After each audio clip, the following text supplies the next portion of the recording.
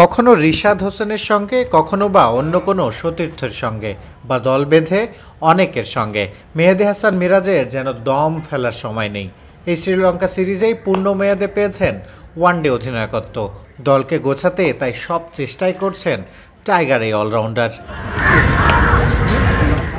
কলম্বোর আর প্রেমাদাসা স্টেডিয়ামে প্রথম 2 ওয়ানডে, সেখানে আজ অনুশীলন করতে নামলেন তাসকিন আহমেদের সঙ্গে। পেস আক্রমণের নেতা তাসকিন পিঠ চাপড়ে দিলেন মিরাজকে।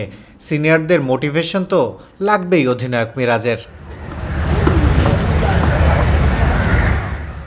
2024-এ বাংলাদেশকে 4টি ওয়ানডেতে নেতৃত্ব দিয়েছেন মিরাজ।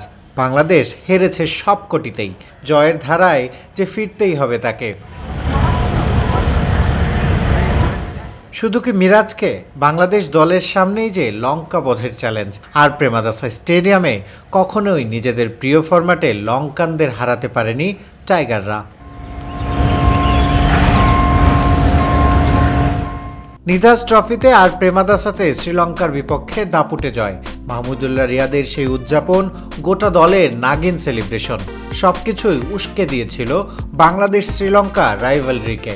সেই প্রেমাদাসাতেই মিরাজদের ওয়ানডে গেরো কাটার মিশন। শুরুতে যেমনটা বলছিলাম, মেহেদী হাসান মিরাজের দম ফেলার সময় নেই। নিজের ব্যাটিং বোলিংয়ের অনুশীলন তো আছেই, দলের সবার সঙ্গে রসায়নটাও ঠিক করা যায়। সেসব সামলে সবার শেষে শেষ করলেন অনুশীলন। সব শেষ করে ড্রেসিং রুমে ফেরার পথে মিরাজকে প্রত্যাশার কথা জিজ্ঞাসা করা হলো। কি বললেন মিরাজ? ভাই শুভকামনা, সেঞ্চুরি হবে।